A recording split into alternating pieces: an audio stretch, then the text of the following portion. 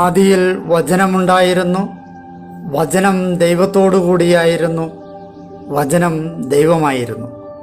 അവൻ ആദിയിൽ ദൈവത്തോടു കൂടിയായിരുന്നു. സമസ്തവും അവനിലൂടെ ഉണ്ടായി, ഒന്നും അവനെ കൂടാതെ ഉണ്ടായിട്ടില്ല. അവനിൽ ജീവനുണ്ടായിരുന്നു, ആ ജീവൻ മനുഷ്യരുടെ വെളിച്ചമായിരുന്നു. ആ വെളിച്ചം ഇരുളിൽ പ്രകാശിക്കുന്നു, അതിനെ കീഴടക്കുവാൻ ഇരുളിന് കഴിഞ്ഞില്ല. തൻ്റെ പ്രബോധനങ്ങളാൽ നമ്മെ ജ്ഞാനികളാക്കുന്ന സകലത്തിൻ്റെയും നാഥനായ ദൈവം വാഴ്ത്തപ്പെട്ടവനാകട്ടെ. ഞങ്ങളുടെ കർത്താവായ ദൈവമേ, അങ്ങയുടെ ജീവദായകവും ദൈവീകവുമായ തിരുവചനങ്ങളുടെ മധുരസ്വരം ശ്രവിക്കുന്നതിനും ഗ്രഹിക്കുന്നതിനും ഞങ്ങളുടെ ബുദ്ധിയെ പ്രകാശിപ്പിക്കണമേ.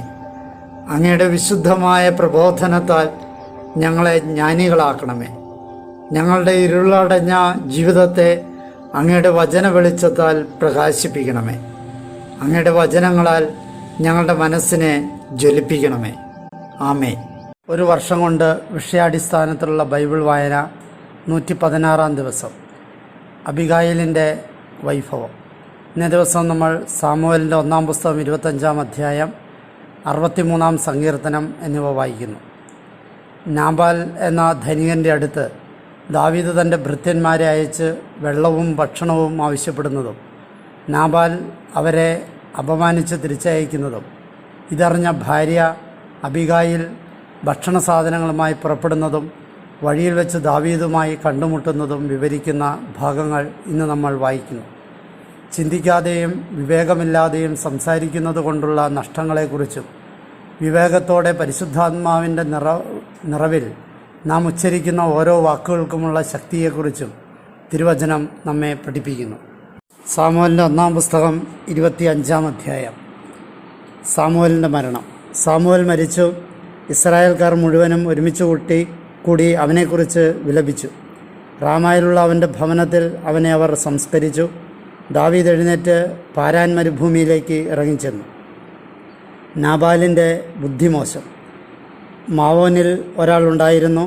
അയാളുടെ വസ്തുവക കർമ്മലിലായിരുന്നു. അയാൾ വളരെ വലിയവനായിരുന്നു. 3000 ചെമ്മരിയാടുകളും 1000 കോലാടുകളും അയാൾക്കുണ്ടായിരുന്നു. തൻ്റെ ചെമ്മരിയാടുകളെ രോമം കത്തിരിക്കുമ്പോൾ അയാൾ കാർമലിൽ ഉണ്ടാകുമായിരുന്നു. അയാളുടെ പേര് നാബാൽ എന്നും അയാളുടെ ഭാര്യയുടെ പേര് അബിഗായിൽ എന്നുമായിരുന്നു. ആ സ്ത്രീ വിവേകോത്തമയും രൂപഭംഗിയുള്ളവളുമായിരുന്നു. അയാളാകട്ടെ കർക്കശനും ദുഷ്കർമ്മിയും ആയിരുന്നു.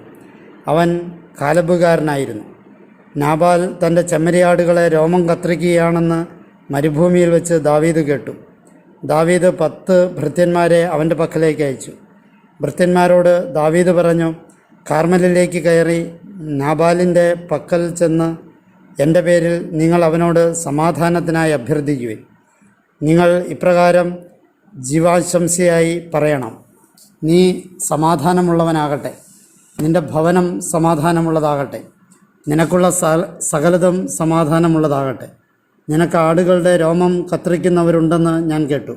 നിനക്കുണ്ടായിരുന്ന ഇടയന്മാർ കാർമലിൽ ആയിരുന്ന കാലമെല്ലാം ഞങ്ങളുടെ കൂടെയായിരുന്നു. ഞങ്ങൾ അവരെ അവഹേളിച്ചില്ല, അവർക്ക് നഷ്ടമൊന്നും വന്നില്ല. നിൻ്റെ ഭൃത്യന്മാരോട് ചോദിക്കൂ, അവർ നിന്നോട് വിവരിക്കും. അതിനാൽ നിൻ്റെ ദൃഷ്ടികളിൽ ഈ ഭൃത്യന്മാർ പ്രീതി കണ്ടെത്തട്ടെ. കാരണം ഒരു വിശേഷ ദിവസമാണ് ഞങ്ങൾ വരുന്നത്. നിനക്ക് കഴിയുന്നത് നിൻ്റെ ദാസന്മാർക്കും നിൻ്റെ പുത്രനായ ദാവീദിനും സദയം തരിക. ദാവീദിൻ്റെ ഭൃത്യന്മാർ ചെന്ന് ദാവീദിൻ്റെ നാമത്തിൽ നാബാലിനോട് മേൽപ്പറഞ്ഞ വിധമെല്ലാം അറിയിച്ചിട്ട് കാത്തിരുന്നു. നാബാൽ ദാവീദിൻ്റെ ദാസന്മാരോട് മറുപടിയായി ചോദിച്ചു, ആരാണ് ദാവീദ്? ജസ്സയുടെ പുത്രൻ ആരാണ്? തങ്ങളുടെ യജമാനന്മാരുടെ സന്നിധിയിൽ നിന്ന് തെറ്റിപ്പിരിഞ്ഞു പോകുന്ന ചില ദാസന്മാർ ഇക്കാലത്ത് ധാരാളമുണ്ട്. എൻ്റെ അപ്പനും വെള്ളവും രോമം കത്തിരിക്കുന്നവർക്കായി ഞാൻ പാകം ചെയ്ത മാംസാഹാരവും എടുത്ത് എവിടെ നിന്നുള്ളവരാണെന്ന് എനിക്കറിഞ്ഞുകൂടാത്ത ആളുകൾക്ക് ഞാൻ കൊടുക്കണം പോലും.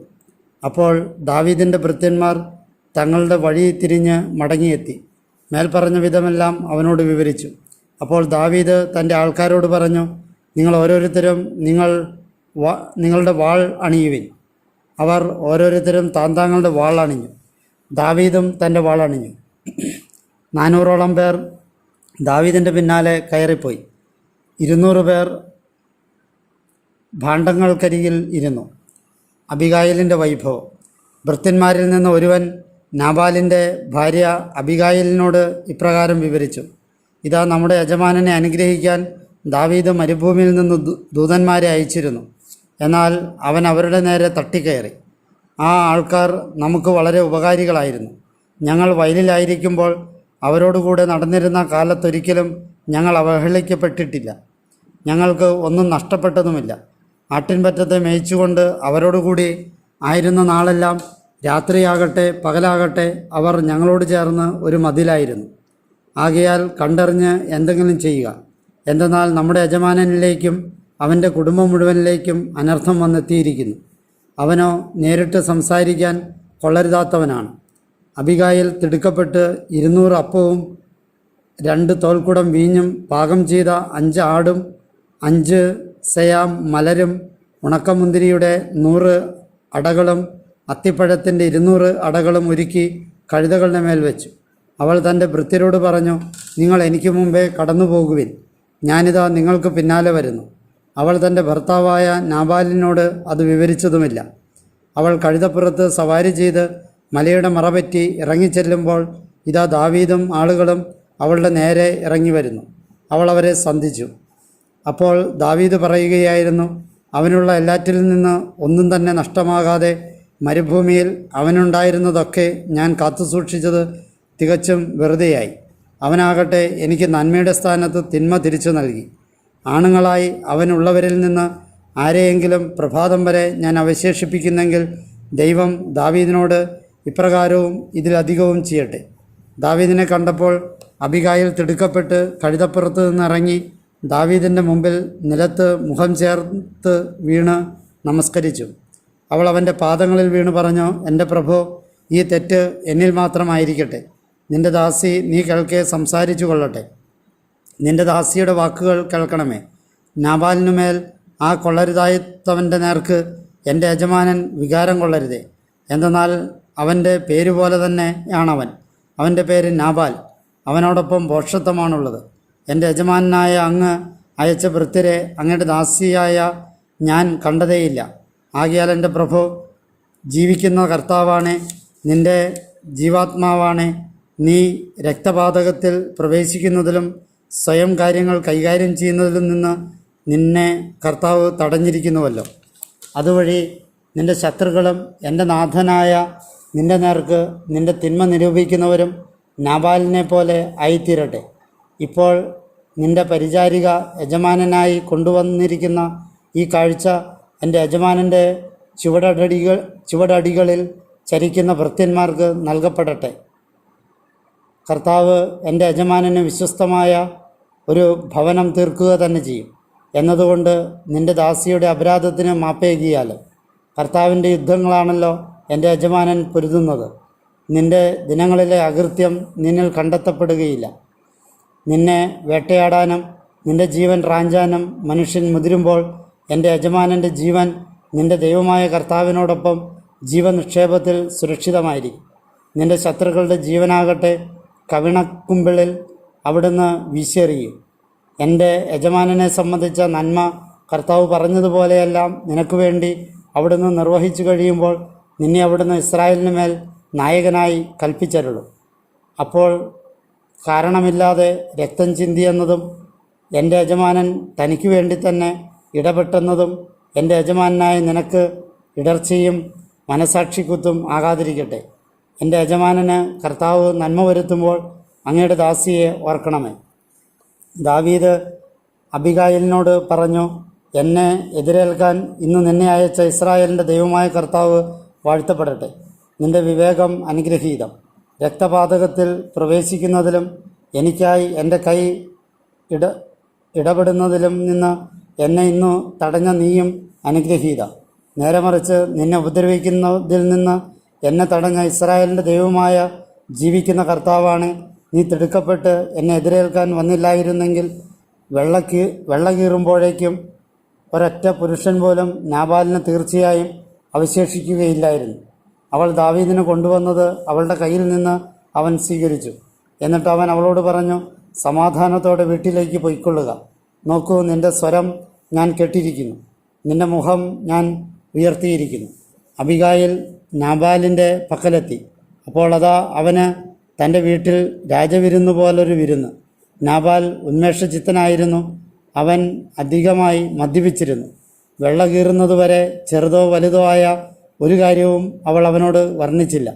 പ്രഭാതത്തിൽ നാബാലിൽ നിന്ന് ലഹരി ഇറങ്ങിയപ്പോൾ അവൻ്റെ ഭാര്യ ഇക്കാര്യങ്ങൾ അവനോട് വിവരിച്ചു. അപ്പോൾ അവൻ്റെ അന്തരംഗം നിർജീവമായി. അവൻ തളർന്നുപോയി. ഏകദേശം 10 ദിവസമായപ്പോൾ കർത്താവ് നാബാലിനെ ശിക്ഷിച്ചു. അവൻ മരിച്ചു. നാബാൽ മരിച്ചെന്ന് കേട്ടപ്പോൾ ദാവീദ് പറഞ്ഞു, എൻ്റെ മാനനഷ്ട വ്യവഹാരം നാബാലിൻ്റെ ചെലവിൽ നടത്തിയ കർത്താവ് വാഴ്ത്തപ്പെട്ടവൻ. അവിടുന്ന് തൻ്റെ ദാസനെ തിന്മയിൽ നിന്ന് മാറ്റി നിർത്തി. നാബാലിൻ്റെ തിന്മ കർത്താവ് അവൻ്റെ തലയിലേക്ക് തന്നെ തിരിച്ചുവിട്ടു. അനന്തരം അബിഗായിലിനെ തൻ്റെ ഭാര്യയാക്കാനായി ദാവീദ് ആളയച്ച് അവളുമായി സംസാരിച്ചു. ദാവീദിൻ്റെ സേവകർ കർമ്മലിൽ അബിഗായിലിൻ്റെ അടുത്ത് ചെന്ന് അവളോട് ഇപ്രകാരം പ്രസ്താവിച്ചു: ദാവീദ് തൻ്റെ ഭാര്യയായി നിന്നെ സ്വീകരിക്കാൻ ഞങ്ങളെ നിൻ്റെ പക്കലേക്ക് അയച്ചിരിക്കുകയാണ്. അവൾ എഴുന്നേറ്റ് മുഖം നിലത്തേക്ക് കുനിച്ചുകൊണ്ട് പറഞ്ഞു, ഒരു പരിചാരികയായി എൻ്റെ യജമാനൻ്റെ സേവകരുടെ പാദങ്ങൾ കഴുകേണ്ടതിന് ഇതാ നിൻ്റെ ദാസി. അബിഗായിൽ തിടുക്കപ്പെട്ട് എഴുന്നേറ്റ് കഴുതപ്പുറത്ത് സവാരി തുടങ്ങി. അവൾക്ക് പ്രാധാന്യയാത്രികരായി അവളുടെ 5 ഭൃത്യകളും ഉണ്ടായിരുന്നു. ദാവീദിൻ്റെ ദൂതന്മാരുടെ പിന്നാലെ അവൾ സഞ്ചരിച്ചു. അങ്ങനെ അവൾ അവന് ഭാര്യയായി തീർന്നു. കൂടാതെ ജസ്രയേലിൽ നിന്ന് അഹിനോവാമിനെയും ദാവീദ് സ്വീകരിച്ചു. അങ്ങനെ അവർ 2 പേർ കൂടി അവന് ഭാര്യമാരായി തീർന്നു.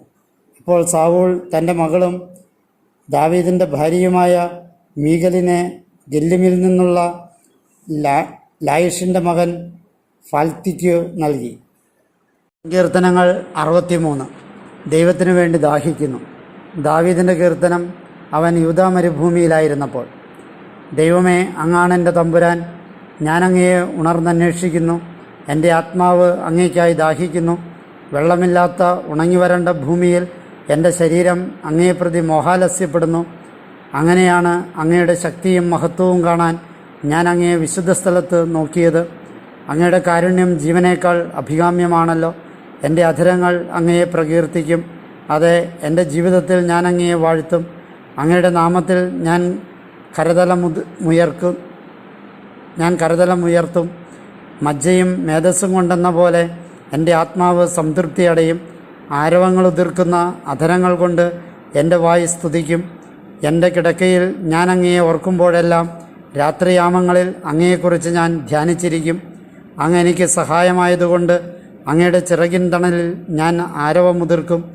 എൻ്റെ ആത്മാവ് അങ്ങയോട് ഒട്ടിച്ചേരും. അങ്ങയുടെ വലത്തുകൈ എന്നെ താങ്ങട്ടെ.